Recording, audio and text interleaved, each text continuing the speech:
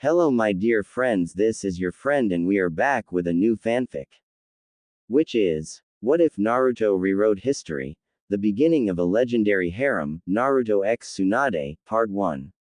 And if you enjoy this fanfic then please press the like button and subscribe to my channel for more fanfic like this. And now let's start the fanfic. Months after Pain's utter destruction of the village, the villagers, both citizen and ninjas, were working on rebuilding the village. Tents were set up outside of the perimeter, while the buildings were getting put together. Construction workers from other nations traveled to the destroyed Konoha site to help rebuild and provide the necessary supplies to get the job started. Moments later we see somebody making hundreds of shadow clones to quicken the pace of constructing the village.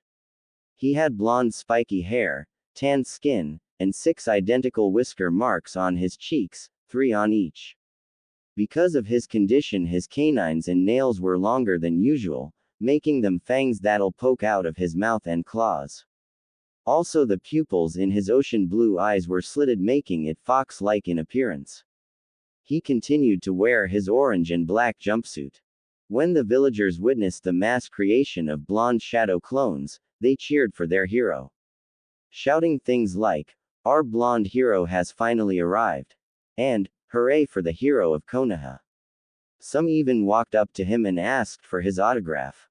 Usually this would make Naruto blush in embarrassment, but after months of continuous praise it started grating on his nerves. He had things to do and these people continued to interrupt his plans. "Please people, I'm very busy. I only created the clones to lend you a hand while I was on my to do my own thing," he said, walking between the villagers thinking about just what he was going to do. After nearly going 9 tails against Pain and meeting his father face to face, he decided to search for his father's estate to collect what was his. He had thousands of clones searching all around Heian Kuni. His father mentioned something about his house being near a mountain. His clones checked the Cage Mountain already and found nothing. But also considering his father's Hiroshin technique, the house could be anywhere in the entire continent. Hell, it could be in Iwagakure for all I know, which would be weird. He shook his thoughts away and focused on the job at hand. 3 weeks later. It was now 3 weeks later and the nations were at war.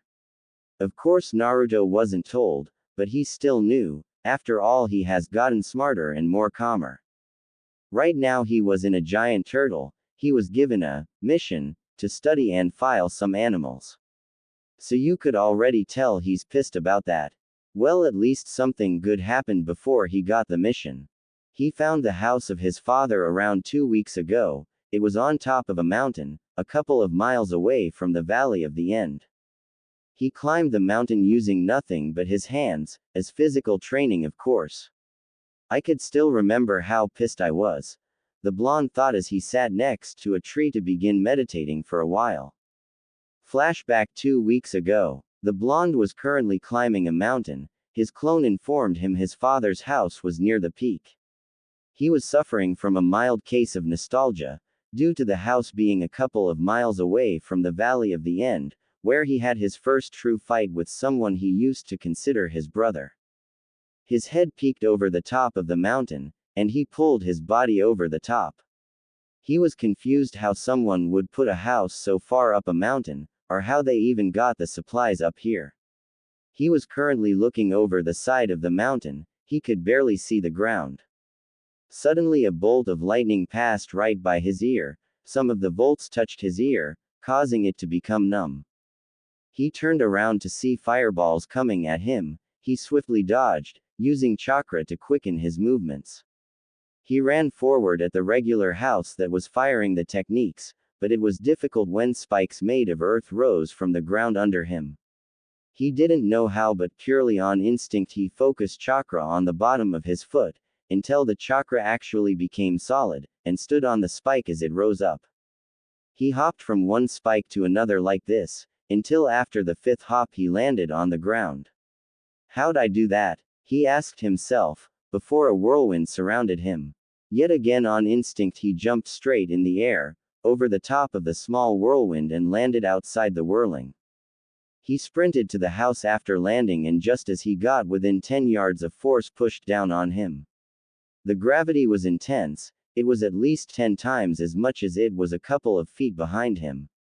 Holy Cammy, I'm so heavy.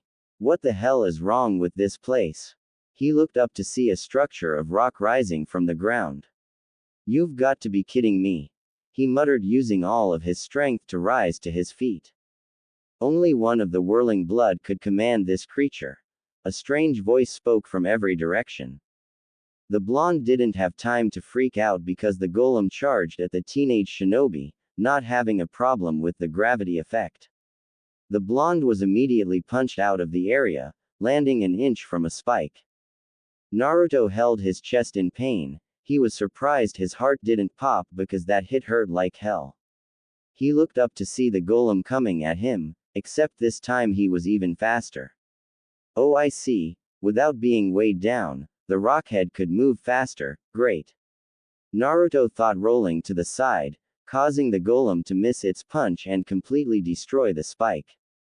Not wasting any time, Naruto dashed back to the area where he knew the gravity effect would be in place. Might as well get used to it. I could use this as furthering my physical training, he said as he felt himself being weighed down again. He jumped back as the golem struck with an overhead axe strike. Naruto then jumped as high as he could when the golem threw a wide haymaker. He landed on the arm, but when the arm stopped he kept going and he was flung from his position. His face collided with the floor and he yelled into the ground. His danger sense told him to roll, and since it saved his life so many times in the past he rolled over. Just in time, because the golem's fist was in the ground. Now on his back he reached into his pouch and grabbed a exploding note and threw it in the boulder's face. Katsu! He yelled as it exploded. He used this time to rise to his feet and make a run for the house. Without even going a full meter his right foot was grabbed. He looked back to see the golem was without a scratch. This is going to hurt, he mumbled as he was lifted into the air and slammed to the ground. He coughed blood as dust rose around him. This cannot be the way it ends. I need to think of a way to put an end to this torture. He became angry, and when a small amount of Kyuubi's Yuki entered his system he began to yell. You fool, stop using my chakra. The blonde stopped the flow of demonic chakra, causing the pain to stop. Don't use my chakra again.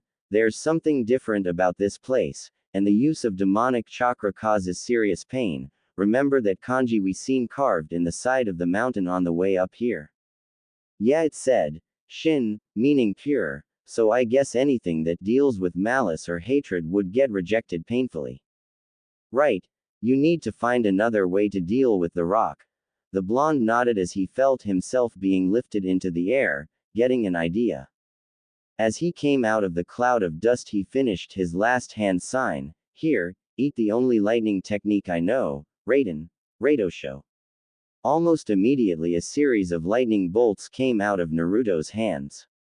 The blonde knew that Earth was tremendously weak against lightning techniques. He was proved right when the golem exploded, causing rocks to fly everywhere. He landed on his back with a smile on his face. Ha, it's over, he panted. This time he was proved wrong when the structure began to repair itself right before his eyes. Oh come on, really? He said as he began to remember what he heard earlier. Only one of the whirling blood can command the creature. Does that mean only an Uzumaki can take control of the golem? He said to himself as the golem in question was fully put back together. The walking boulder began walking toward the blonde genin. Stop! The blonde yelled, causing the golem to falter in its step. This angered the blonde. I command you to stop. This didn't do anything as the golem continued. I said be still. Naruto yelled, 1 because he was angry with the golem and 2 because he was feeling pain worse than when pain stabbed him with all of those rods. This had the most effect as the golem stopped. Now go back to wherever you came from. The golem nodded and began breaking, the ground absorbing it. After the last rock was absorbed, Naruto dropped to his knees, the fight finally over. After a while Naruto rose back to his feet and begun walking towards the house. Well, at least you can move easier. Yeah, that's because I had to fight a structure of rock. I guess you can do anything when you have to fight for your life, even if it's withstanding gravity 10 times the regular amount. After reaching within 5 yards of the house, a hologram of his mother and father appeared in front of him. He took a step back in shock and surprise. He was more surprised when the holograms vanished. Thinking it was a genjutsu, he pressed his fingers into the ram seal and muttered, "Kai," sending a pulse of chakra in all directions. He watched shocked as places in the air became distorted and just inches around the house, telling him there was some kind of barrier around the house and also where the jutsus came from. After his revelation, he stepped forward, bringing the holograms of his parents back. "Hey son, I see you found the house and got past the golem. That's your Uzumaki blood at work there. I was a little nervous with the idea, but I can tell, you activated the lost bloodline of the Uzumaki." "Wait, bloodline? What bloodline? I have a bloodline. Unfortunately, I have no idea what the bloodline is supposed to be. All I know is that there was another with it." Kushina stopped talking. "Another Uzumaki with the bloodline, but who is it? I'm the only Uzumaki in the world, the last of my kind." "Kyubi, did you find anything different about me yet?" he asked his tenant. "Nope. Nothing at all. Sorry, Kit. Well, look at you. You sure have grown. What are you, 13? Maybe you're 14 years old. I remember when you were just born, you were so small, you could fit in my hands," the hologram of the Yondaime said, holding out his hands. Naruto grew angry as the speech progressed. It seems that he was supposed to inherit his parents' place when he turned 13. He clenched his hands into fist, his nails digging into his skin and nearly drawing blood. "So how does it feel being a genin? I see you're wearing the Konoha Hite 8 proudly." Minato finished his speech. At this point, Naruto just walked forward, his nails drawing blood. It wasn't even a second later when blood pooled inside of his hands before it seeped through his knuckles, running down his fist and dropping onto the floor. "Calm down, Kit. Weren't you on the training trip with your sensei during that time period? And besides, who in the village would even know about your family's private house? Nobody, that's who. Now calm down." Naruto had reached the door to his house, not paying attention to his hologram parents. He did calm down, after hearing his tenant. He grabbed the knob to the door. When his bloody hand touched the knob, seals that on the knob spread out and soon covered the entire house. This little even also cancelled the barrier around the house and his parents' holograms. He entered the house to find that it was a regular house. It had a couple of chairs and a table in the middle of the living room. The kitchen, although spacious, didn't contain a lot of food. There was only 2 bedrooms, his parents, and the other wasn't entirely finished with the decorations. He could tell though that it was supposed to be his. He found a door in the small hallway and opened it. Well, he tried to open it, he realized there was a seal with the kanji for blood in the middle. He looked at his hand, the previous blood that covered it was gone, having wiped it on his pants, and the wound healed thanks to the fox. He slid a claw over his palm, bringing fresh blood. He pressed the hand to the door, watching it light up for a while before he heard a click and the door slid open. He watched his palm heal before walking in, finding a very large amount of scrolls on fuinjutsu, ninjutsu, and genjutsu. He looked around and even found some taijutsu and kenjutsu scrolls. After an hour in the library, he left hundreds of clones to learn every single thing they could. Because let's face it, as he didn't have a chance to survive in this war. He also needed to find a way to defeat the remaining Uchiha. He stood outside of the house, getting ready to make his way down, with the thought of his mysterious bloodline on his mind. Release flashback. Naruto looked around, scoffing as Kurabi wrote lyrics in a little notebook. He needed to find a way of this island. He was getting tired of all of the animals and he's only been here for a couple of hours. What kind of S-rank mission was this? Taking care of and categorizing the animals on this island. Sometimes he hated his village. Yo 9, let's go tame yo beast. The big dark-skinned Kumo ninja said. The blonde glanced at the Hachibi container. Sorry B, but I've got my own agenda, he said using a body flicker. He appeared at the peak of the Turtle Island. His headbands, tails, were blowing east with the wind. He knew he was in the coast of Kumo, and if he knew his geography, the way back home would be south. He focused wind chakra to his feet and jumped as far as he could, using his newfound skill in advanced wind manipulation to help himself glide in the air. It wasn't long until he landed on the water, half a kilometer away from the island. He didn't stop there. He focused his secondary element to his feet and vanished in a spark of electricity. Since Konoha didn't want him to fight in the war, he was going to have to go solo and face Madara himself. He had dozens of clones looking at seals at his house. He knew the man could make himself intangible for a duration of time, by putting his body in another dimension. He just didn't know how long he could stay in that little pocket dimension. So he needed to create a time-controlling seal, something that nobody has achieved, ever. Well, I'm going to be the first, he thought as he continued running on the water, thankful for his large reserves of chakra, because this was going to be a long run. Several hours later, after running for hours, Naruto was beginning to get tired of running. Constantly using lightning-converted chakra to make him go faster than he could ever dream of doing with regular chakra, was starting to really drain his chakra. He looked around and noticed a small chain of islands were near. It was time to take a break anyway. Maybe he could use the time to check up on his time seal.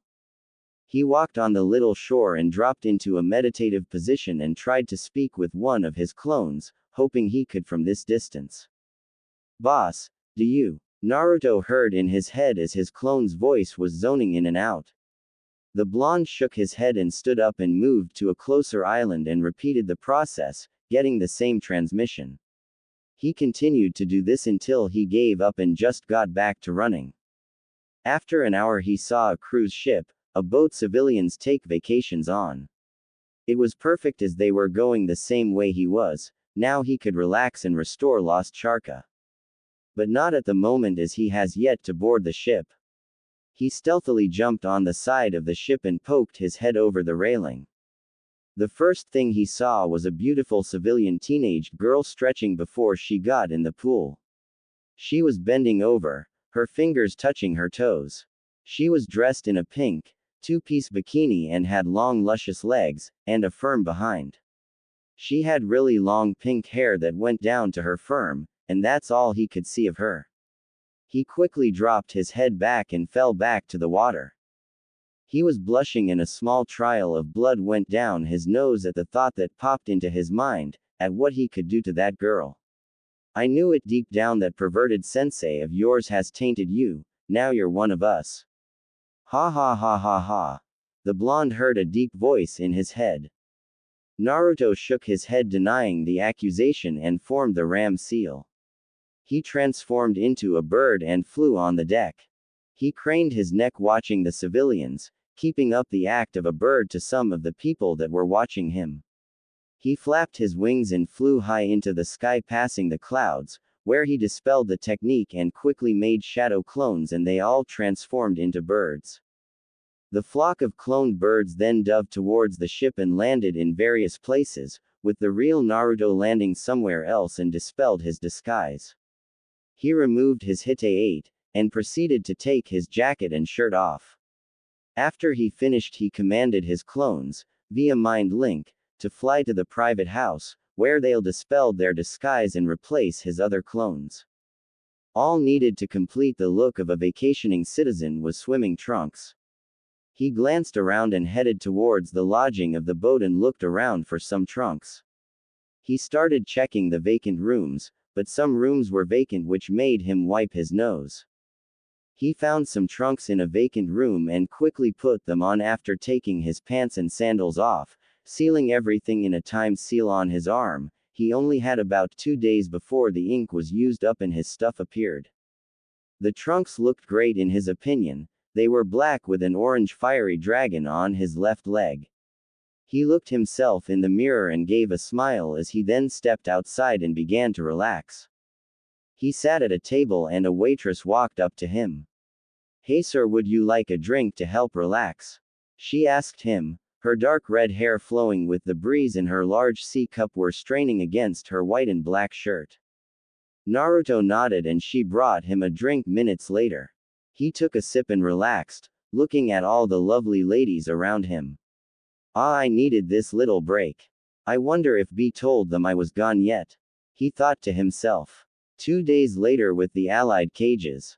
He did what? Tsunade of the Sannin roared in anger at Naruto's stupidity, as Kurabi calmly stood there in all seriousness.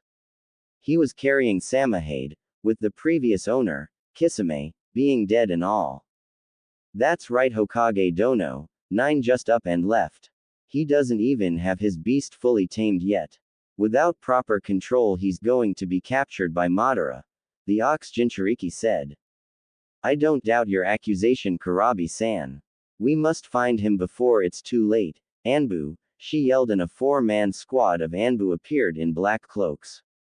"I want you to find and bring Uzumaki Naruto back here, where he will be given his punishment," she ordered, and Anbu nodded and vanished.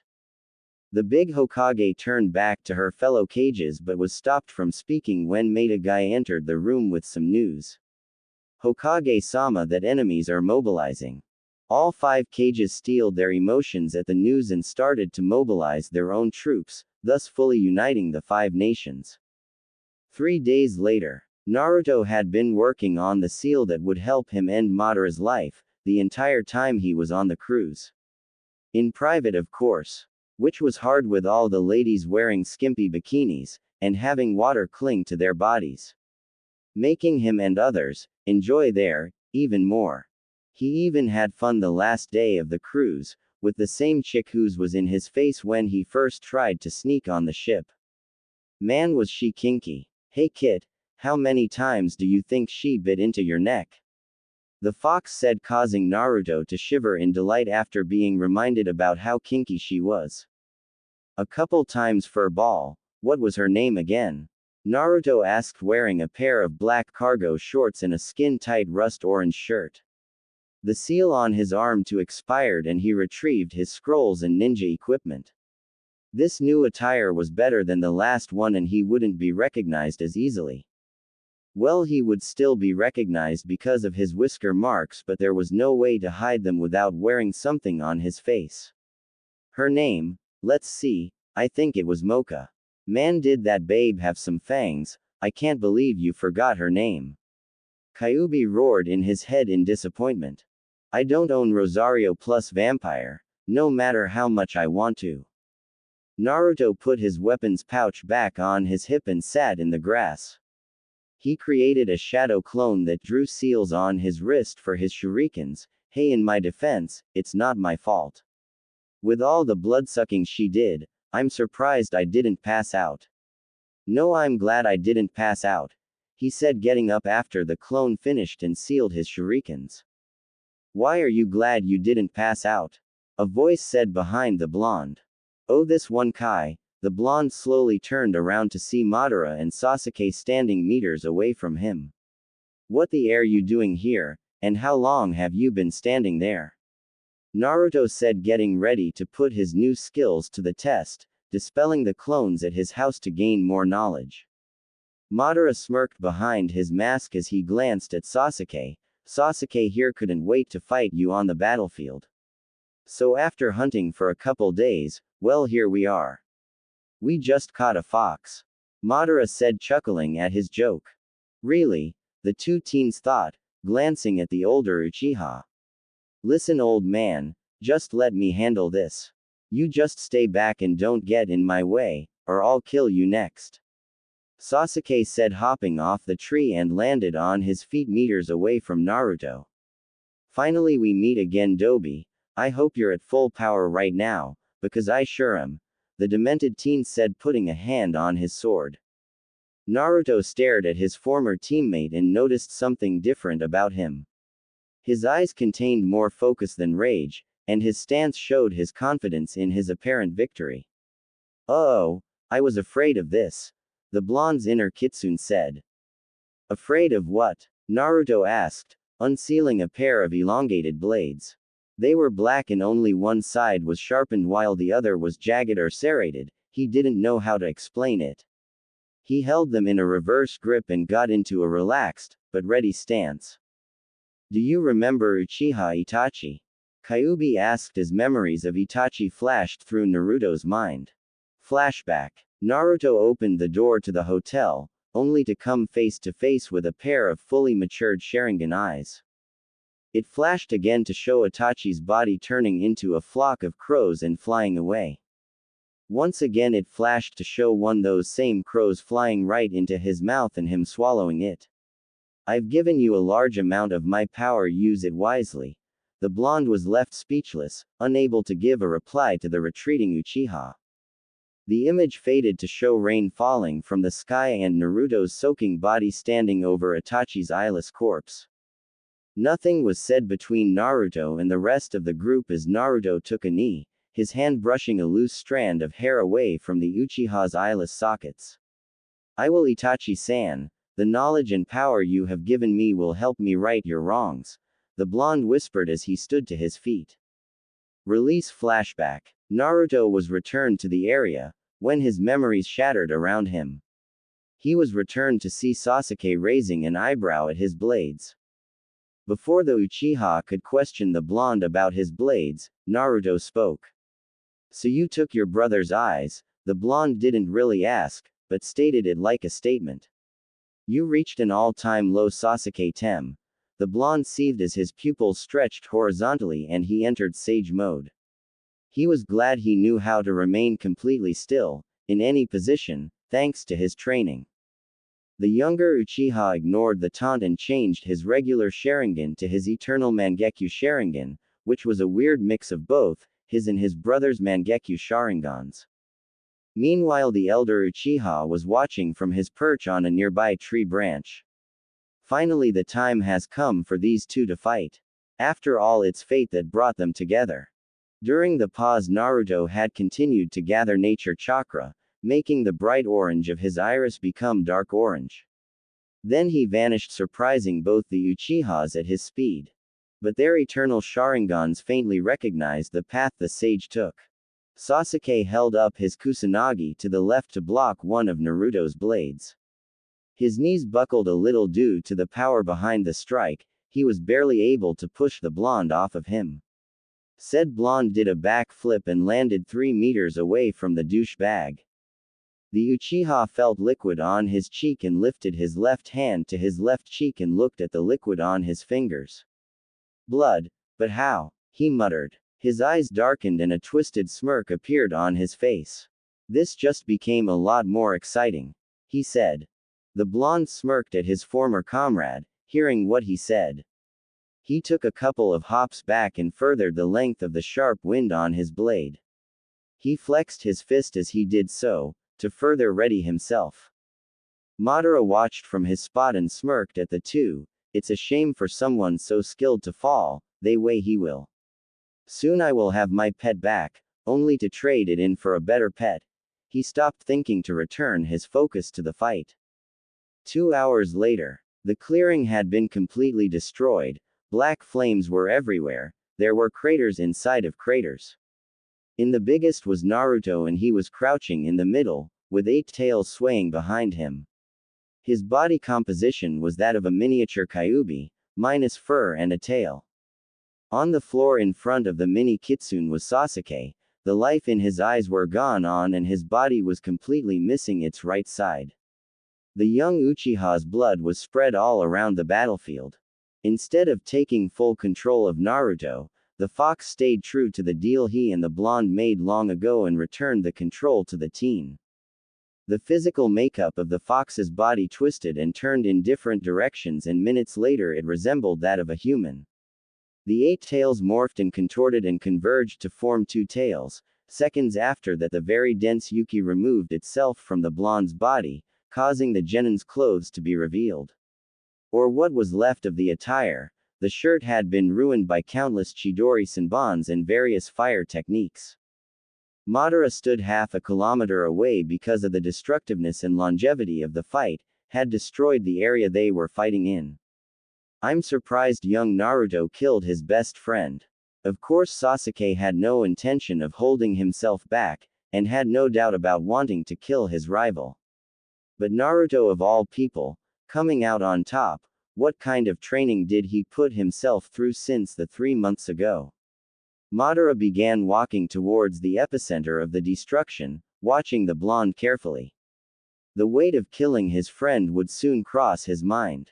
Naruto looked down at the remains of his old friend. His eyes started to slightly burn and his weary body forced him to his knees. He rubbed his eyes for a while and opened them, only to come face to face with Sasuke's own face. He had a small flashback to the time he and Sasuke had an intense fight at the Valley of the End. It's ironic, isn't it, Sasuke? This time it's me over you. I wish you wouldn't have forced my hand at this. He lifted his hand to Sasuke's eyes and closed his eyelids. Jabutsu Suru, Watashi no Yujin. Rest in peace, my friend, he said softly, as the pain in his eyes subsided before disappearing altogether. Naruto paid no attention to the chakra leaving his eyes, he turned to the last and true Uchiha on the face of the earth. Kyuubi also didn't pay any attention to his container's eyes. Listen, brat, you still have to get rid of the man's annoying ability. Make the seal, be careful, because he won't let you, the kitsune said. The blonde barely heard a word the fox said, but moved to do what he was planning to, which was to fortunately make the seal. The teen smirked and formed a cross seal with his fingers, Taju Kage Bunshin no Jutsu. He muttered and summoned 1,000 clones that with the Kyuubi's single-tailed cloak, charged at the Uchiha. The elder was smirked and begun to show the blonde just why he was feared. If he had just become intangible and rushed the original, it wouldn't have ruined his fun. The original Naruto used his enhanced speed and hightailed it out of there. Seconds after he left, a large column of black flames shot up in the air. The memories of his clones made him work faster on his seal. Halfway through the seal, Madara appeared behind him and tried to take his head off. It would have happened if Naruto didn't sense the man at the exact moment he appeared. He began jumping backwards, still drawing the seal as fast and as best as he could. He was cursing himself for spilling sake on his previous dimension seal, a couple of hours ago when he was on the cruise. He would have made another one, but yeah, Mocha happened. Madara pursued his target and fired multiple fireballs and even a couple of air bullets at said target. The blonde dodged some of the techniques and used his tails to swat the Uchiha's body away, along with the rest of the techniques. The swat caused the man to bounce and skid along the ground. The blonde chuckled. These Uchiha did not know how to predict the movements of his chakra tails. He knew as soon as Madara recovered from the attack he was going to be pissed about it, just like Sasuke was, so he started gathering chakra in front of him. His ears twitched and he ducked, barely avoiding a bladed fan. He turned and kicked the man in his chest and rolled on the ground, thankful that he didn't mess up any of the ink for the seal. He resumed gathering the chakra and before he knew it he was finished charging up. He compressed the ball of chakra and ate it. Madara got back to his feet. He wasn't Naruto to retain his reflexes even after just fighting Sasuke. Play time is over, it's time to end this little game. Naruto roared his chakra beam at the Uchiha and watched in satisfaction when the man was vaporized. He kept it up for as long as he could, just to make sure. He only had the beam up for at least a minute.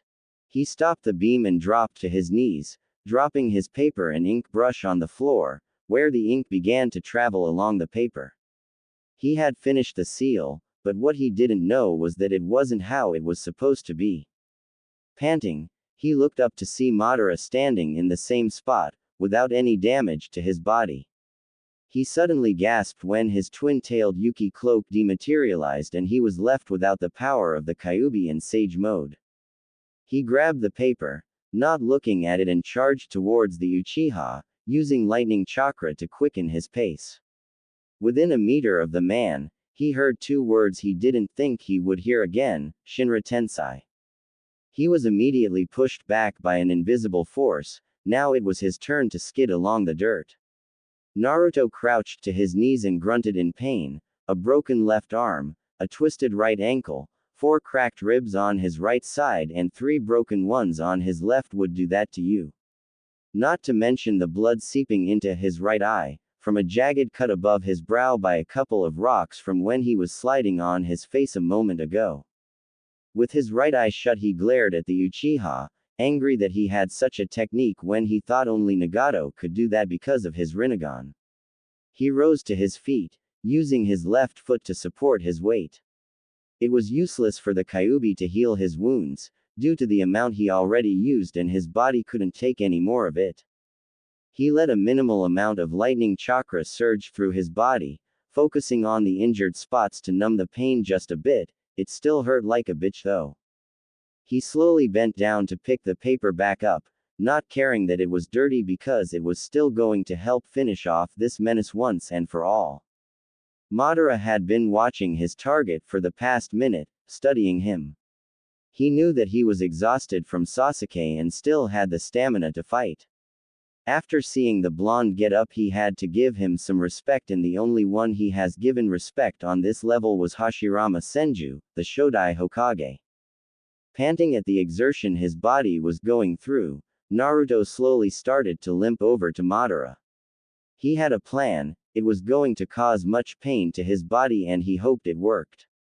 The Uchiha watched the blonde start limping towards him.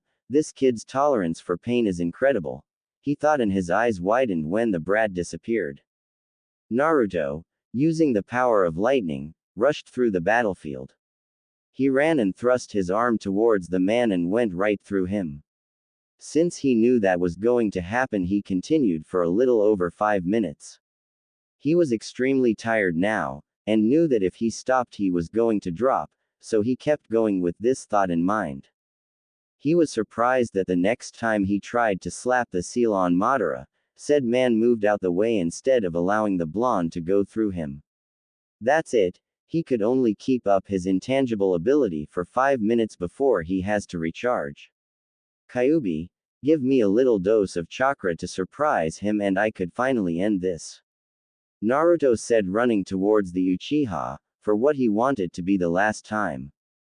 Madara was carefully dodging the blonde now and he was suffering from some anxiety since he was now vulnerable to his attacks. He was having a flashback to when he fought Konan, except this time he wasn't going to sacrifice his last remaining Sharingan eye to use Izanagi. If he did that all his planning would be for naught as he needed a Sharingan eye to cast onto the moon for his moon eye plan. He would have used Shinra Tensei again, but he was inexperienced in using the Rinnegan and because of that he could only use it every 5 minutes. He was going to do it now, but became surprised when Naruto went even faster than he was already going. Naruto appeared in front of the Uchiha in half a second and charged up his seal, ready to slap it on Madara's chest. The Uchiha was surprised that instead of the seal being placed on him a blinding flash of light occurred right in his face. He covered his eyes in pain since both his dojutsus were activated, well his Rinnegan couldn't be deactivated. He opened them to find nobody around him, he couldn't even feel Naruto's chakra around, none of it. He looked around not finding the blonde. After a while he became angered, son of a bitch, I just lost the Kyuubi. Sasuke, Naruto, Madara yelled. He looked at the sky, Zetsu find him, search everywhere. He commanded. Black Zetsu rose from the ground a meter away from him, yes Madara-sama. The black thing said before sinking back into the ground. The Uchiha stood around for a while longer, just seething in rage. Ah! He roared in anger, using Shinra Tensei and warping out of the area. Now the only thing in the air was a crater inside another crater. Shinobi Central Command. The 4 cages were having a war council. The Case Cage was absent due to being the commander of the army, and fighting with his own squad of shinobi. And speaking of the Case Cage, why the hell are we just sitting here? The case cage gets to fight with his people, why can't we fight with ours? The Raikage yelled, slamming his fist on the seal-reinforced table. For once I agree with the Raikage. We are wasting time, which is something we cannot afford, with Madara out there hunting for the lost Kyuubi. I say capitalize on the Uchiha's absence and destroy this army of white, blob things. The Tsuchikage. The Raikage and the Tsuchikage exchanged looks and nodded to each other. The Mizukage rolled her eyes, you both need to calm down. We have business to discuss and we can't do it with you two complaining every few minutes. I know you want to get out there and fight with the others, I do too, but the lil cutie is gaining war experience the longer he's out there by himself, with everyone depending on his orders, the auburn-haired female said, leaning her hand on her right palm. And what would you know about leading armies into foreign territory? If I'm correct, you gained your experience during a civil war, not to mention you've only been a cage for how long? The old man asked her. Listen, 3 of us cages have only been in the position for maybe 3 years tops due to certain circumstances. We all know you and Raikage Dono have been in this position and it far exceeds our own time in office. But that subject doesn't matter, what matters is what each of us can do to help our troops in defeating the enemy. Tsunade said, entering the argument. You know what, Hokage Dono, you're right. What we have to do as war-experienced cages, is know what our enemy is going to do next. And this is why this war council has been called. The Mizukage said, supporting her fellow female cage. The other cages grudgingly agreed and calmed down. Good, now we can begin this meeting, Tsunade said, making a few hand seals and a hologram image of the elemental nations appeared. Okay, according to our scouts, the Akatsuki base is here, she said, pointing at a country in the middle of Taki no Kuni and Ta no Kuni. We are going to mobilize our troops through his own and gather around the base. We all know these white blobs are just the infantry in the army, basically cannon fodder awaiting the slaughter. But word from our ambush squad says that the enemy has reawakened the use of Edo Tensei and has made these dead puppets even more dangerous than the ones my old teammate Orochimaru used. The specifics of just who was resurrected is a mystery, but I expect our troops to expect anybody and everybody, she said as a large cracking noise interrupted the meeting. Everyone looked at their teacups to see if it cracked. All of their eyes widened when all of them had a huge crack from top to bottom. It was a second later when the cups broke completely in half and the tea flowed out of the cups and onto the desk. They didn't pay much attention to the liquid because soon after that they all began to hear a rumble that shook the room. They looked in the middle of the desk to see a swirling ripple began to distort the air, knowing who was appearing they each stood up. Soon Madara appeared, ki leaking from his very soul, causing the 4 cages to sweat a little at the actual weight of the intent. This ki is more heavier than the last time we fought. The Sandaime Tsuchikage mumbled under his breath. They each rose their head in confusion when they heard speaking. Where is he? The crazed Uchiha spoke menacingly. Tsunade gasped. Who? She simply said as anything else would cause her to faint. We don't know who you're talking about, the muscled Raikage said, trying to keep his composure.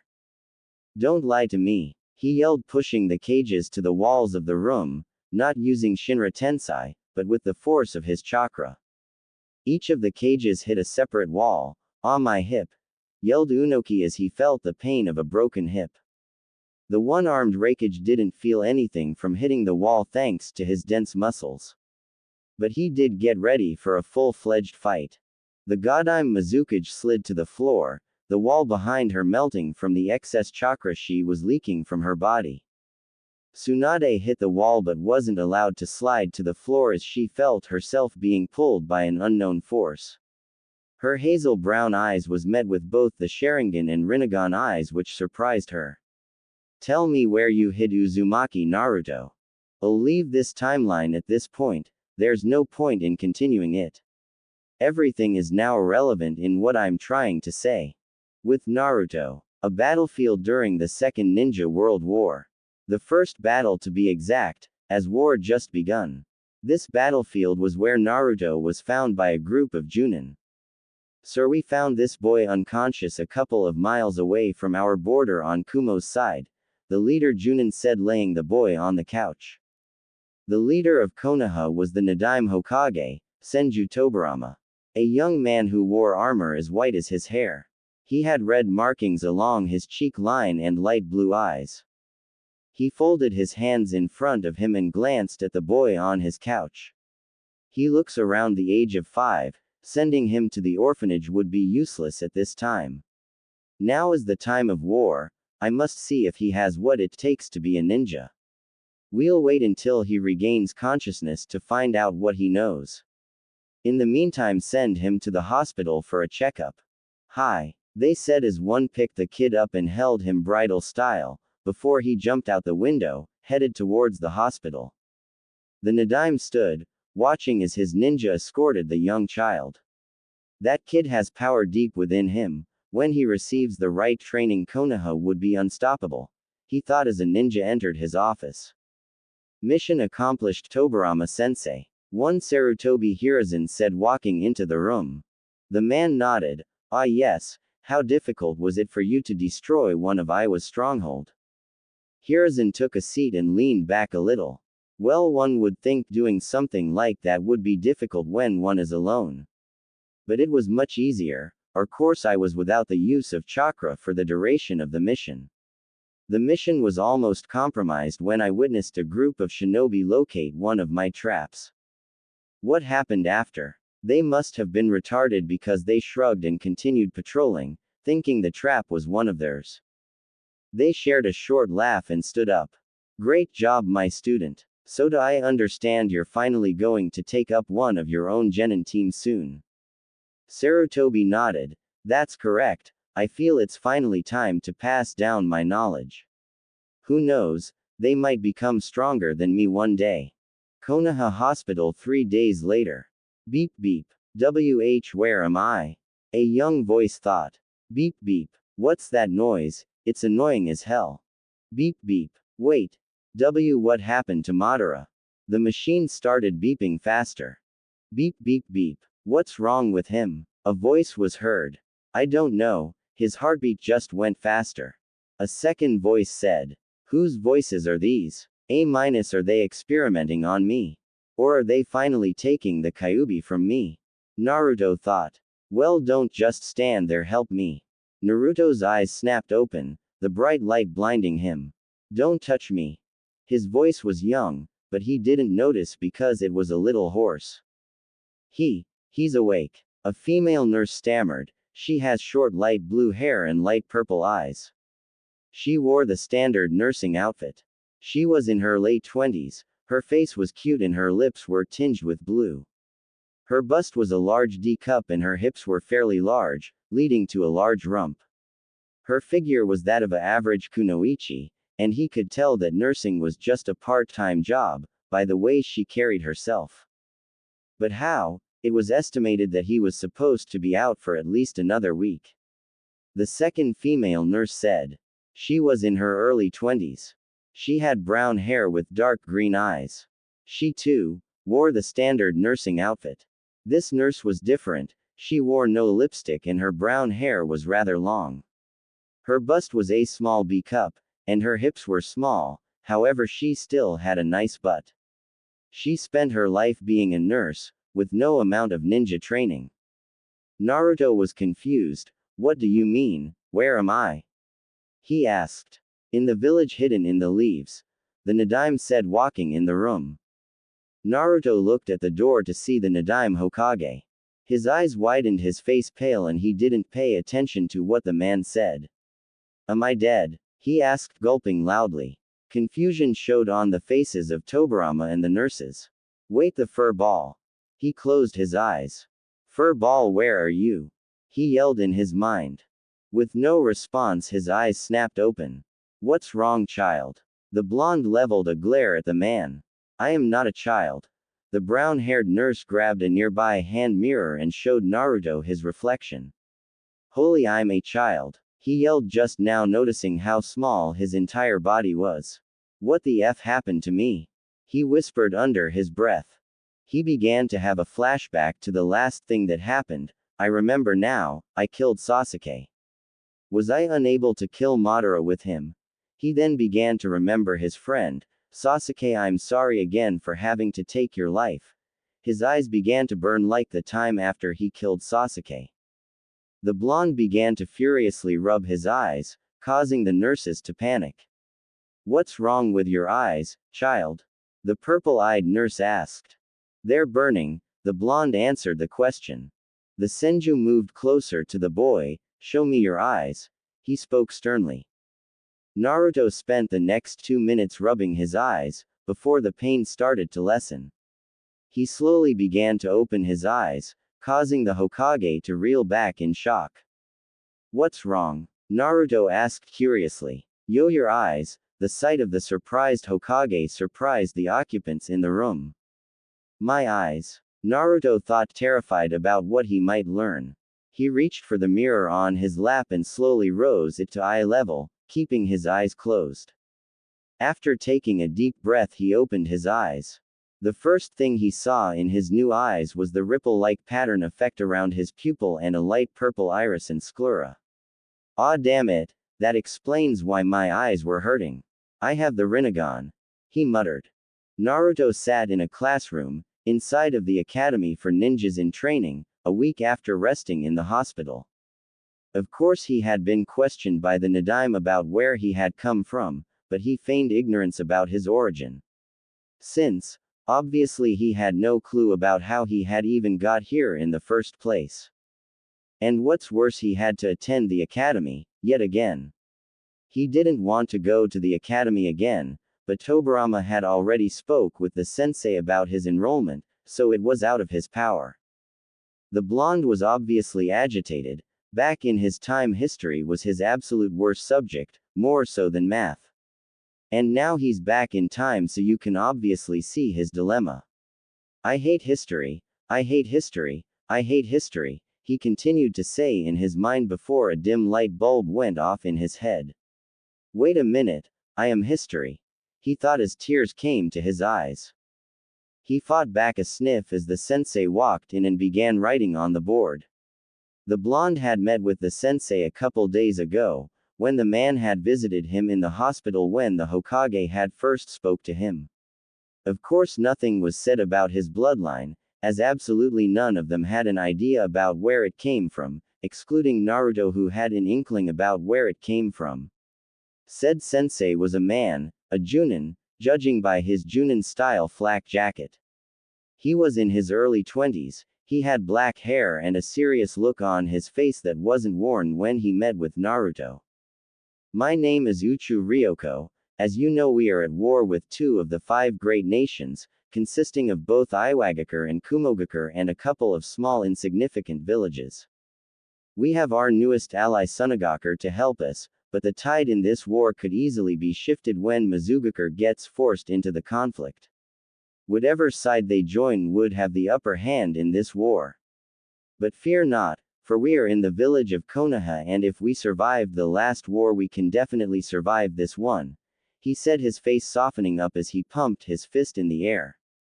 The students responded in kind and pumped their own little fists. Even Naruto pumped his fist, his national pride not wavering with the time travel. Now let's begin with introductions, starting with you. Ryoko said, pointing at Naruto. You didn't tell me your name when we met in the hospital, but now, he said smirking, introduce yourself. The blonde stood to his feet. Hello fellow classmates, my name is Uzumaki Naruto. I don't know where I came from, but I do know that I was found about 15 miles outside of Hai no Kuni. I don't know who my parents are, but all they left me is my name, he said, telling them half of the truth, since until recently all he had from his parents was his name.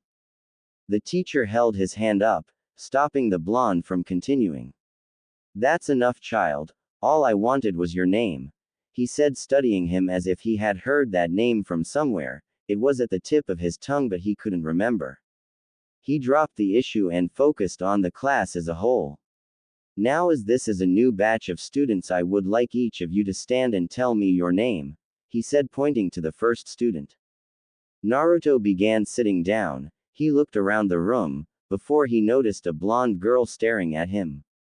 She looked oddly familiar as his blue eyes bore into recognizable hazel eyes. He turned his head and looked out the window. Listening to the students begin to tell their names caused his mind to drift.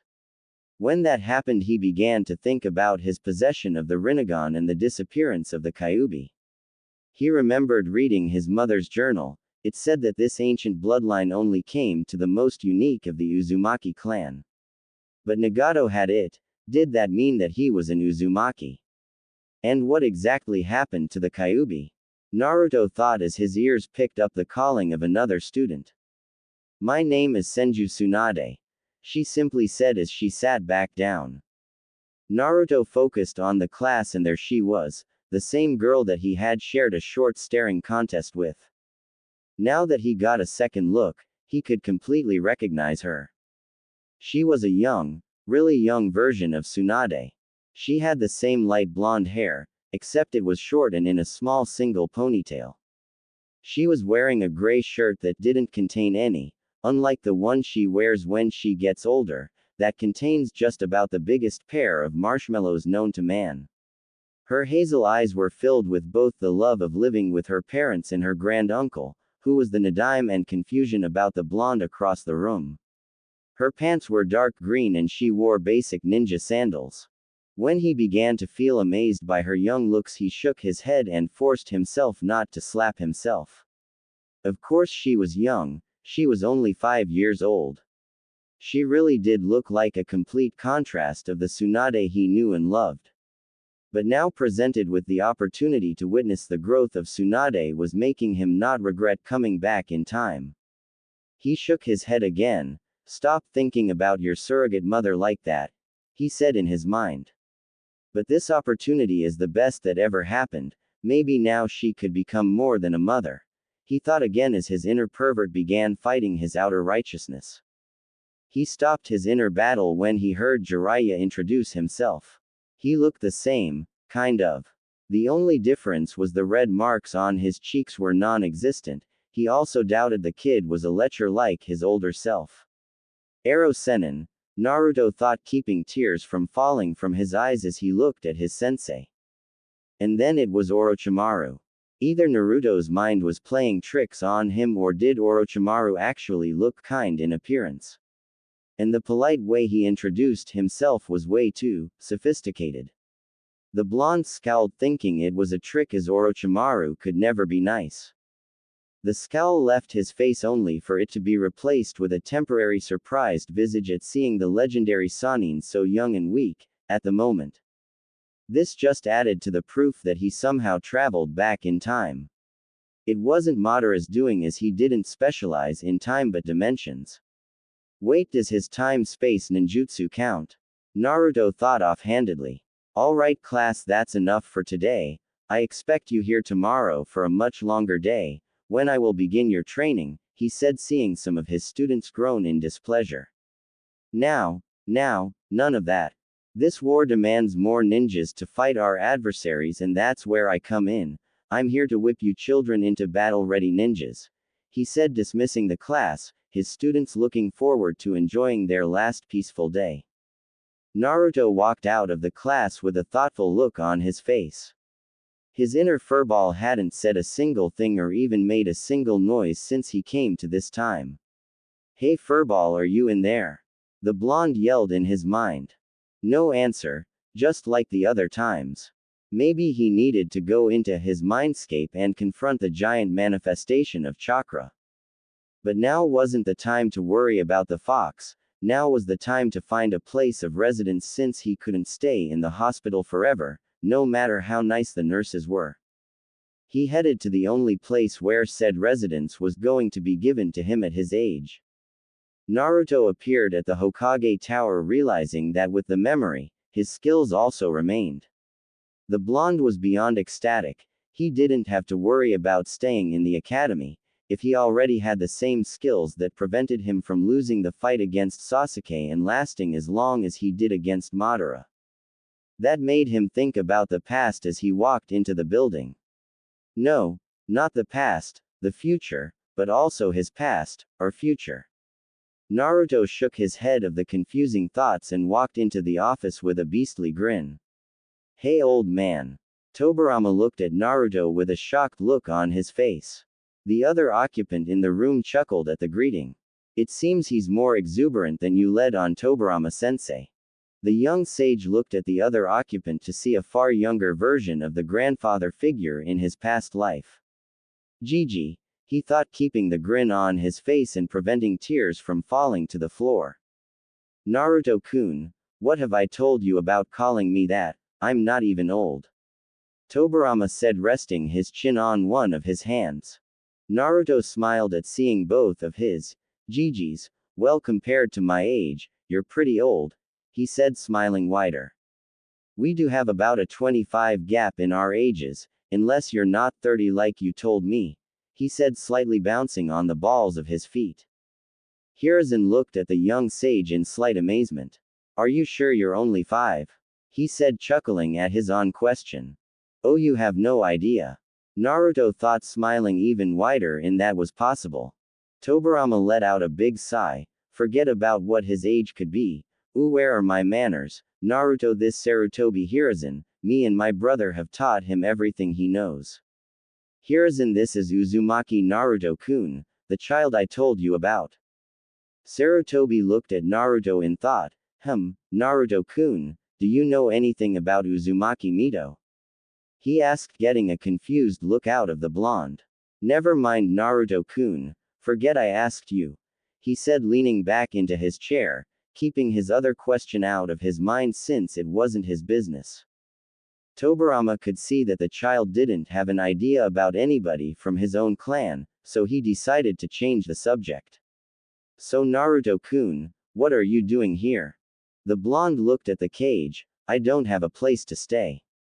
I came here to ask for an apartment for myself. The two adults looked at Naruto before sharing a look. After a short second they began to laugh. This irritated Naruto for obvious reasons. Why are you laughing? This isn't funny. He yelled with his Rinnegan blazing to life, radiating in anger, and a weird and dangerous silvery aura surrounded Naruto. The current and future cages stopped their laughter when they literally seen the misty aura appear around the oblivious blonde. Calm down, Naruto-kun, we just find it amusing that a child your age wants to live by themselves, and sort of awkward. Now you're not staying by yourself, the Nadaime said. The Rinnegan and the aura disappeared as Naruto let out a nervous chuckle. Yeah, that is awkward, isn't it? He said, rubbing the back of his head in embarrassment. But, where else can I stay other th? He stopped when he noticed the cage's smile was getting bigger the more he said. You're not thinking what I think you're thinking, are you? After a nod of the cage's head, the blonde shook his. No disrespect, Hokage-sama, but I decline your offer, the blonde said, crossing his arms. Tobirama smirked at the blonde. Nonsense, I've already completed the paperwork. All I need is your signature, he said, opening his drawer and taking out a piece of paper. Here you go, just sign at the X's, he said, giving Naruto a pen. I still decline, I don't want to impose on you and your family, he said, leaving the paper in front of him. You're not, it's only me, my nephew and his wife and my grandniece, he said, smiling softly. You mean, he said before the door behind him opened and a young Tsunade ran to her uncle. Oji-san, she said, running straight to her granduncle, hopping over Naruto and the desk and landed right on his chest, and proceeded to hug the life out of him. Oomph, he grunted as Tsunade landed on his chest. Su-chan, how was your first day at the academy? He asked. Nothing really interesting happened, but there was this other blonde boy that had an even more interesting surname. What was it again? She murmured, putting a finger to her chin in thought. Uzumaki, Naruto said, knowing he was the one she was talking about. She turned her hazel eyes towards him and gasped in surprise at seeing him again so soon. What are you doing here? She asked, turning her body to sit on her granduncle's lap. Naruto began to sit up slowly, remembering the temper Tsunade had from his time, and wondered, no, hoped it didn't come to the surface now. Well, you see, There's a funny story about that, he said looking at Tobirama, silently asking for help. Really a funny story, can I hear? She asked, oblivious about his odd behavior. Well, you see, Tsunade-chan, Naruto-kun here is going to be staying with us, the Hokage said. Why? She screamed. I didn't actually sign the paper yet, Tsunade-san, the blonde boy said. Well, good, don't. It's not that easy, Su-chan. I want Naruto-kun to live with a family and I don't like you being too lonely in the house. Tobirama said. I'm not alone, I have two-san and Ka-chan, she whined. And plus he could live with Mito-san, she's an Uzumaki, she said looking at her granduncle. That's a negative, Su-chan. Naruto here doesn't know about Mito-san or his clan, he explained. Hiruzen had been watching the scene and knew he had to think of something before things got out of hand, and soon he got an idea. How about I take Naruto-kun into my house? Interrupting the small argument between granduncle and grandniece. All eyes turned to Sarutobi. Really, Sarutobi-san? Naruto said, hoping his old grandfather figure was serious about his offer. He nodded. Sure, just because I'm 20 doesn't mean I don't know how to take care of a kid. Plus, after the death of mother and father in the last war, I can sympathize with the little blonde, he said, leaning over to rub Naruto's head. Said blonde squirmed out from under the man's hand and smiled at Tobirama. I agree with that idea, can I please? He pleaded at the Nadime, with Tsunade joining in. The Nadime closed his eyes and shook his head. This caused the blondes to look at each other and nod. When the Nadime opened his eyes, two puppy dog-eyed jutsus were upon him. One pair of teary hazel eyes and one pair of ocean blue eyes. Oh no, my only weakness, he thought before he dropped his head and sighed in defeat. The two blondes cheered and would have high-fived, but they were too far apart from each other. Sarutobi chuckled, thinking back to how this playful blonde was not even 10 minutes ago. Such a strong aura and that odd dujutsu of his, I must find out more about it, he thought, watching as Tobirama made a new document and they all signed it. The streets of Konoha. The happy young sage was walking through the village with Sarutobi at his side. He was even more amazed at all the people walking in the village, since this was obviously before the Second and Third Wars and the Kyuubi reduced the population. This brought his attention back to the subject of the fox. Since he was back in time, did its chakra or mind or something go back to the body in this time, or what? When are we going to get to your house? He asked, looking at Sarutobi. Hiruzen smiled. What do you mean, we're there? He said, walking towards a two-story house. I recently moved out of the small compound, because even with its size, it was too big for one person, he explained, opening his door. The house was simple, medium-sized living room, large kitchen with an island dining table, 2 bathrooms, 3 bedrooms and a study library. Don't you think it's like the same thing? Naruto asked. What do you mean? Well, you moved out of a compound, only to move into a large house. Don't you think it's the same thing? Naruto asked, yawning a little. Sarutobi walked into the kitchen to get some water. I guess you're right. Yet again you surprise me, he said, walking into the living room to find Naruto asleep on the couch. Hiruzen smiled and brought a spare blanket from his closet and draped it over the child's body. He rubbed his head and walked up the stairs to fix up the guest room for his new Otudo. Naruto's mindscape. Naruto walked through his mindscape after falling asleep on the couch. It was the only opportunity he had to literally jump into his mind. He walked around in the murky water. He looked down into his reflection to see his 17-year-old self. This was further proved when he noticed he was taller and his hands were bigger. He focused on his eyes to see the Rinnegan. Seeing it in this form was weirder than seeing it in his younger self. He looked around and noticed the pipes that signified his chakra pathways were much larger and glowed silver with tinges of blue. I don't remember my chakra being that color, but then again, it seems right for some reason, he thought as he continued walking in his mindscape. The more he walked, the more perplexed he became. By this time he could hear the fox either calling him toward the caged room or its snoring. But now it was silent, and that put him on edge. He walked into the room to see the cage, but there was nothing behind it. He squinted his eyes at the cage and he could barely make out the outline of the fox's body. After having it in his sights, it became fully visible. It looked asleep, but he could tell something else was wrong with it. He took a step and was shocked to feel a small earthquake. He was even more shocked to see the figure of the fox breaking down, collapsing onto the floor. Soon all that remained was darkness, the remains of the fox fully disintegrated, and Naruto, who was completely speechless. "Sochi, is that you?" a voice asked from what seemed like everywhere. The blonde became alert and he jumped back and willed everything around him to turn to a sunlight clearing, with absolutely no trees to hide behind. He looked around for the intruder, keeping the amazement off his face at the sudden change in the area. He turned completely around to see a woman behind him, and that's when he remembered what the oddly familiar woman said to him. "Son," he thought, taking a closer look at the woman to fully realize that she was indeed his mother. How did you get in my mind? What happened to the Kyuubi just now? How did the area turn like this? Why do I have the Rinnegan?" He nearly screamed the last question at her. Kushina walked to her son, her flaming red hair blowing in a non-existent wind.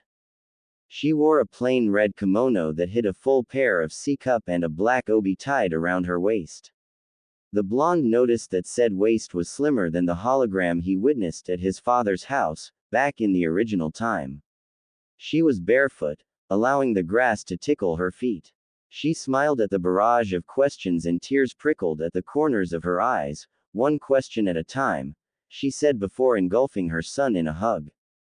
At first the blonde relaxed into his mother's embrace, but anger bubbled to the surface. He grabbed her shoulders and pushed her back a little, keeping a hold of her. "Do you have any idea about what kind of life I've lived? How dare you act like you haven't deserted me?" he said, letting go of her and taking a step backward. "I've had about the worst childhood in the history of Konoha, and it's all your fault." He spoke to her between clenched teeth, it being the only thing keeping him from lashing out. The tears fell from the mother's eye before she sniffled, her own anger rising to the surface. "You really think it's my fault for dying?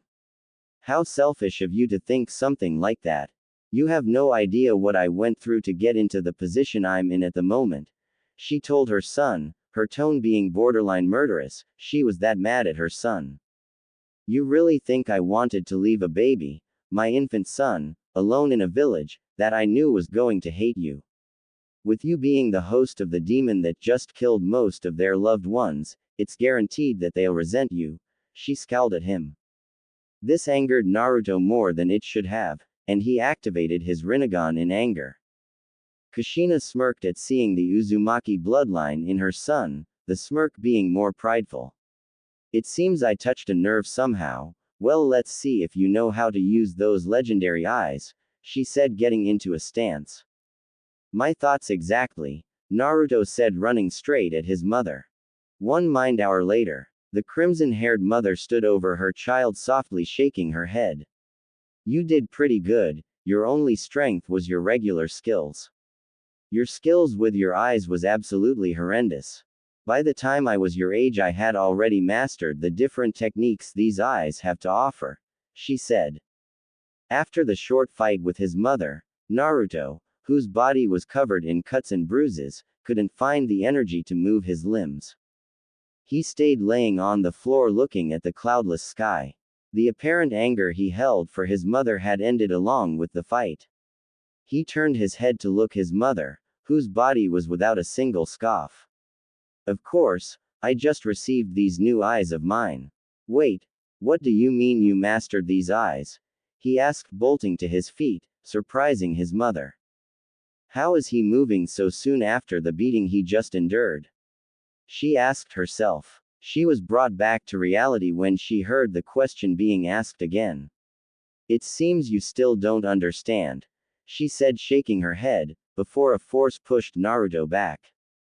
Naruto's body was flung across the field, before it landed, making a small crater. The blonde, yet again, watched the cloudless sky. I am so tired of that technique, he thought as his mother appeared in his vision. You see, son, these eyes only show up in a few shinobis of the Uzumaki clan. Only 5 others have ever had the privilege of having these eyes in the last 200 years, she spoke, extending a hand to help her son up. Naruto reached for said hand. That still doesn't explain what happened to the Kyuubi, or why I have these eyes, he said, standing to his feet. She shrugged her shoulders. Apparently you are of the select few, which is untold of. A parent with the eyes breeds another with the eyes. It's even more amazing that this happened. What happened to the Kyuubi, I have no idea. If I was to take an educated guess, I would have to say with the activation of your eyes you've unlocked the seal and fully absorbed the beast, she said as trees were added to the clearing. Naruto pondered on what his mother told him before he got another question, but if I absorb the Kyuubi, shouldn't my chakra be crimson or blue? Why is it silver? He asked, leaning against a tree. Does it look like I have all the answers? She snapped, scaring her son. She covered her mouth and blushed in embarrassment. Sorry, short fuse. The blonde sighed as he shook his head. That's my mother, all right. He thought, remembering his own short fuse, until he thought of something. Wait, since I'm back in time, am I still your son or what? He asked, getting a confused look out of her. I never wondered about. Technically you'll be older than me by the time I have you, that is if you don't change history or anything, she said, mumbling the last part. Well, still, does it look lick? Yeah, he said, interrupting her with a wave of his hand. Okay, I have a question you can answer, too actually. What are you doing in my mind, and just what did you do to get here? He asked, crossing his arms. Kushina crossed her own arms under her. The reason I'm in your mind is to teach you how to use your Rinnegan. Exactly how I got here is a story for another day, she said, chuckling at the look Naruto gave her. Now is the time for your mind to rest along with your body. I'll see you again, my son, she said as Naruto faded from view. Real world. The next day, Naruto woke up with a yawn, forgetting about the trip to his mind, as the scent of bacon and eggs invaded his nostrils. He looked around and found himself inside of a plain-looking room, laying in a bed far bigger than his body. He looked down to see that he was in the same attire from yesterday. He got out of the bed to notice a pair of dark gray training sweats and a tight and sleeveless light gray shirt. His stomach growled and he promptly took a quick bath and changed into the gray clothing. They felt a little loose on him, but he just shrugged his shoulders and walked downstairs. Thinking of a good prank, he lowered his chakra signature and stealthily sneaked up to Sarutobi. Good morning, Naruto-kun. I see your energy has returned with the nap you took, said brown-haired man, said, turning around and popping the young blonde on the head with a spatula. Itai, Naruto said, rubbing his head. That hurt. Why'd you do that? He said with tears approaching the edges of his eyes. Hiruzen smiled at the young child in front of him. Nice try, Naruto-kun. I'm not going to fall for that. Unlike sensei, I'm immune to that, he said, turning back to the cooking food. That was close. Any longer and I would have apologized, he thought as Naruto grumpily walked to the dining table. So what's the plan for today? Naruto asked as Hiruzen set a plate of bacon and eggs in front of him. Well, you're going to go to the academy, and I'm going to get ready for a mission, Sarutobi said as a messenger hawk begun to peck on the kitchen window. The blonde groaned, remembering about having to go to school. He quickly ate his breakfast and exited the house. He found himself in the section of the village where the clans of said village resided. Of course, the Sarutobi clan, even though Hiruzen is the last one, it was still considered a clan in the eyes of the village. Only because of the strength wielded by Hiruzen. The point being, he was on the other side of the village, far away from the academy. Luckily he had an hour before 8.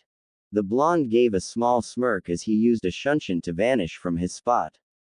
Unknowingly someone had watched the blonde's little exit.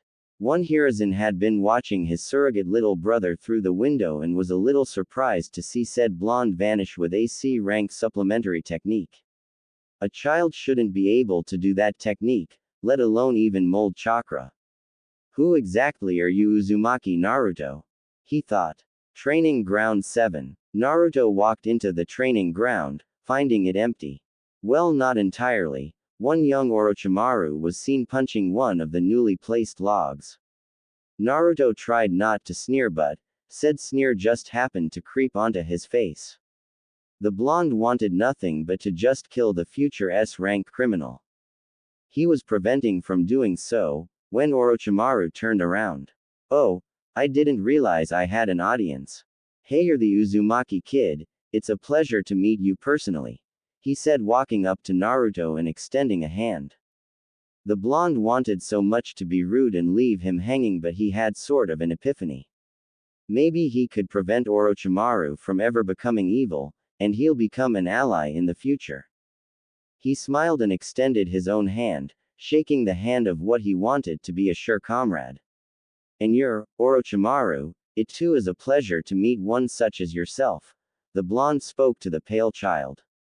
Though Orochimaru was dressed in a noble-looking kimono, he was outside in the dirt, training to get stronger. At the moment Orochimaru didn't resemble anything dealing with nobility. So are you here to watch me train, or are you up for a little sparring match, to test skills, of course? He spoke, taking a few steps back. That is if you have the skills, he added, bouncing on the balls of his feet and relaxed into a ready stance. The blonde smirked. Little brat, he thought as he began studying the young fighter in front of him. Based from what he knew about the adult version, Orochimaru was very slippery like any other snake would be. But this Orochimaru was different. The adult was always anticipating the moves of his opponent and was a master strategist, on the level of any Nara. This version wasn't any different, was he? After a minute the blonde finally slid into a stiff stance, not ready to reveal any of his skills at the moment. Come hither. Motion later and Orochimaru charged at the blonde. Naruto waited until the last moment to relax his stance and shuffled to the right, narrowly dodging a punch.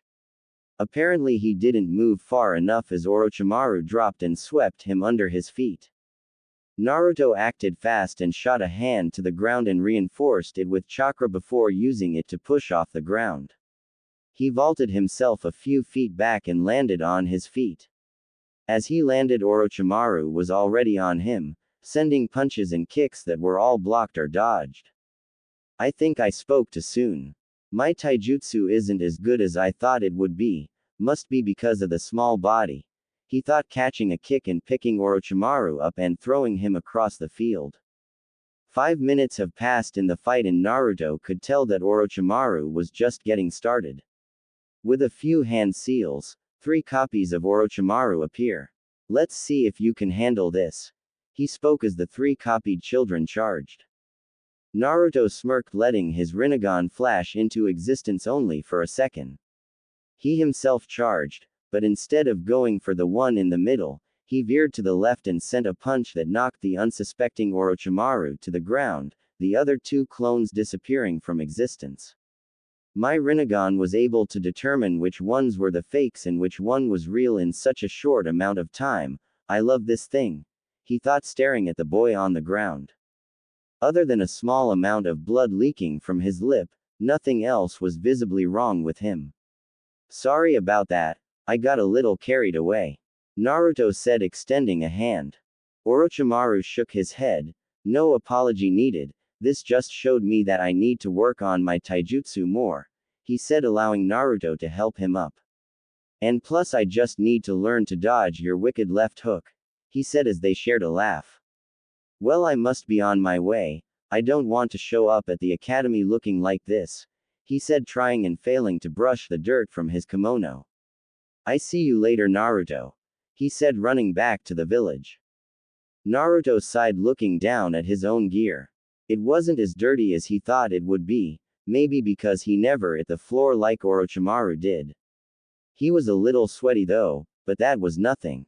10 minutes later. The blonde had been walking around for about 10 minutes before he found himself at a spot he spent a lot of time at. Except there was one important thing missing. Where is the Ichiraku ramen stand? He screamed in his head. Surely I believed Tsuki and Sarutobi were the same age.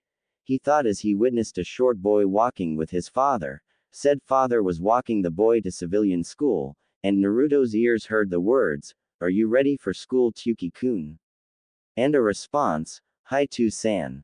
Naruto felt like pulling his hair out. He didn't know how long he'd last without the best ramen in the world not existing yet. Classic anime tears fell down his face as he solemnly trudged his way to the academy. With his current pace, it took him a while to enter his classroom. As soon as he sat in his seat, his head dropped onto the desk, sounding a loud thud in the class. The class wasn't full, but there were a few students in there, including Tsunade. They all watched Naruto, not knowing what was the matter. When Naruto felt a hand on his shoulder, he looked up to see Orochimaru there smiling at him. "What's the matter with you? You should be happy you defeated me, because it won't ever happen again," he said, chuckling as he sat down. Naruto smiled. "Yeah, sure, because my win against you was a total fluke," he said with sarcasm practically dripping from his voice. Orochimaru smirked. "You damn rig, wait," he said, his smirk dropping from his face as everyone heard a loud noise. The children turned around to see Jiraiya on his face and a wisp of smoke around him. Naruto looked at the wooden floor to see a long scratch from one of Jiraiya's getas. "Poor Ero Sennin, I hope this doesn't get worse," the blonde thought as Jiraiya wiped his face and quickly appeared behind Tsunade, surprising the blonde at his speed. "Osu-chan, please don't pay attention to what just happened. You know you deserve only the best of entrances, babe," he said, taking the female blonde's hand and kissing it. Well, that would have happened if Tsunade didn't use righteous female fury to punch him, a hit that sent him out of the open window that was on the second floor. "I don't even know you, lecher," she said, rising a fist at the open window. Naruto's eyes widened at the event. Holy crap, it's just like always. Well, at least we weren't on the third floor. Naruto sighed, shaking his head. Shortly after, the teacher walked in the room with Jiraiya on his shoulder. "What just happened?" he asked, setting Jiraiya down. The white-haired child didn't have a scuff of dirt on him, except from when he fell on the floor and his bruised cheek. Sensei must have caught him. Everyone thought the same thing. Well, long story short, the Dobi was being a pervert, Orochimaru said. Naruto cringed a little at hearing that word. "What do you mean? The year just started." Orochimaru shrugged his shoulders. "Be that as it may, I could already tell he's going to be dead last this year." Naruto shook his head. "You never know, a dead last could become a Hokage if he has the proper training," he said, knowing not to affect what happens to Jiraiya's training, due to him becoming a cage-level ninja in the future. "Really? You think I can become that strong?" Jiraiya asked with hope in his eyes. Naruto looked at Jiraiya, staring into his eyes, and recognized the look. The need for positive assurance, the look of determination, and a hint of hope. The blonde remembered that Jiraiya was an orphan as well and needed this boost of self-esteem. With a nod of the blonde's head, Jiraiya smiled brightly and looked at his sensei. "I'm ready for whatever you throw at me," he said confidently. Ryoko's eyes went from Jiraiya to Naruto's. To think, he had that kind of ability, to bring anybody's self-confidence to the surface. A true morale booster, possibly leadership material. He smiled as he turned around and walked to the front of the class. "Excellent, I shall begin your training now. Trust me, you'll stop hating me when it's finished," he said vaguely as all the students took a loud gulp. "Oh please, how bad can it be? It's going to be a piece of cake," Naruto unknowingly thought out loud. It was too late as he realized his mistake. Ryoko smirked. "Oh really?" he said, chuckling darkly. 1 year later. Currently, the blonde was evading the strikes of 3 students, Tsunade, Jiraiya, and Orochimaru. Each of the students were wearing dark gray training pants, Naruto was wearing a very dark orange shirt, Tsunade was wearing a dark green blouse, Jiraiya was wearing a dark red shirt and Orochimaru was wearing dark blue shirt. Of course the colors had a purpose as Naruto dodged another strike and kicked Jiraiya in the stomach. Red. Ryoko yelled. The male blonde released a small sigh of release as he charged at Jiraiya, along with the rest of the participants. Tsunade was the first to approach Jiraiya, sending a punch his way.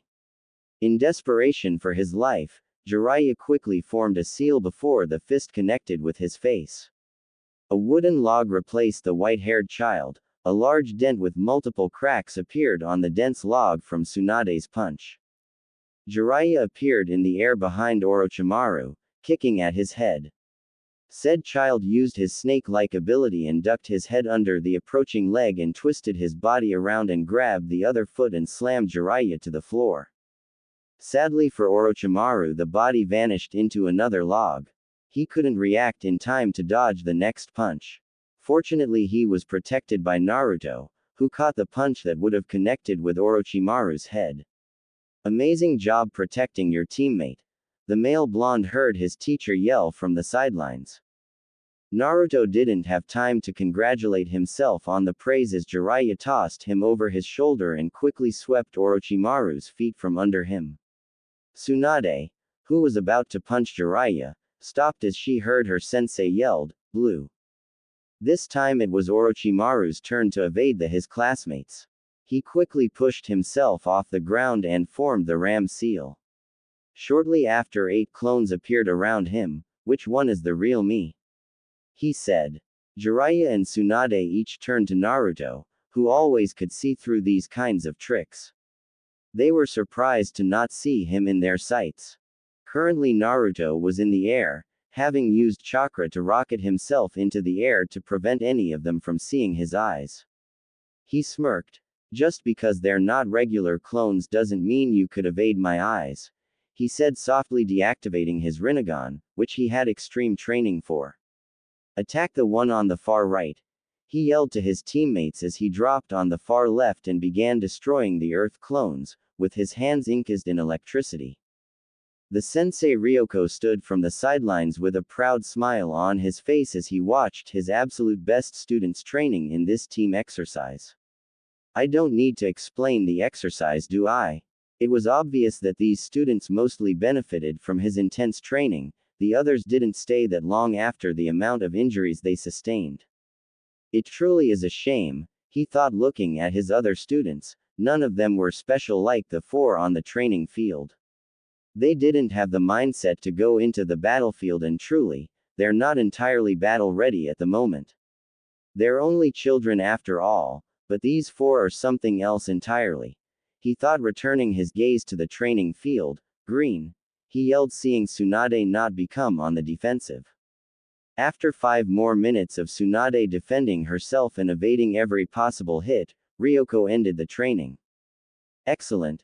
Truly amazing. You 4 are truly my greatest pupils," he said, chuckling. "Now for evaluations, Tsunade. Being a girl, I wanted to lighten your training a bit, but I'm glad you forced me not to. You truly are reaping the benefits of my training. Jiraiya, that booster in the beginning of the year was just what you needed to rise up from being a loser in the eyes of your classmates. Orochimaru, a genius in the eyes of many, a prodigy in the eyes of the rest, a true ninja of the era. Lastly Naruto, I believed you were all talk, but you have proven me wrong with your strategies for battle, and whenever things would go wrong, you were always able to think on your feet, and that is exactly what is needed on the battlefield. I would pass each of you, if I could," he spoke, confusing his students. "What do you mean, sensei?" Tsunade asked. "Of course you could pass us, we're too good to sit in a classroom," Jiraiya said, puffing out his chest. "Believe it or not, I agree with the pervert on this one," Orochimaru said. "Hey, I'm not just a pervert," Jiraiya said. "Jiraiya-dan," Naruto tried to say, but it was too late as he, Tsunade, and Orochimaru covered their ears and closed their eyes. "I'm a super pervert," Jiraiya yelled with huge fireworks erupting out of nowhere. Jiraiya stood in a pose with the peace sign high in the air. Ryoko stood with a tick mark on his head. He promptly smacked the child in the back of the head. What have I said about being an idiot? He said, running a hand through his hair to relieve a bit of his frustration. He let out a huge sigh. Like I was saying, I can't graduate all 4 of you unless you pass the graduation test in a few years. Also, never in history has there been a 5-man cell, so you 4 won't be able to be together anyway, he said. Oh, I beg to differ. A voice was heard. Hokage-sama, Ryoko said once he turned around to see whoever disturbed his class. What are you doing here, Hokage-sama? He asked. The Nadime and Sarutobi were seen walking up to the small group. Oh, I was just in the neighborhood and wanted to check on my grandniece and her friends, when I heard what he said, stopping in front of said girl to rub her head. What exactly does that mean? Naruto said softly, smiling, noticing the twinkle in his niece-san's eyes. It means that I have decided to take all 4 of you as my students. Congratulations, you 4 will become legends. Hiruzen said, crossing his arms as Naruto cheered, taking his dark orange shirt off and tossed it in the air, before running it, the professor. The shirt thudded to the ground with a loud thud. This didn't surprise the class, but it did surprise Ryoko. Wait, Naruto, how much does your shirt weigh? Said Tsunade said, walking up to said shirt. The male blonde inwardly cussed himself out for forgetting, 15 pounds like everybody else's, he said. Ryoko stared into Naruto's eyes. You're lying to me, he simply said, picking up the shirt. Now tell me. Naruto mumbled the answer. Excuse me? Ryoko asked. I said 55. The sensei shook his head. Do you understand how reckless that is? You could have injured yourself beyond repair with that much weight, weighing down your small body, he said. At the age of 6, Naruto was very much in shape.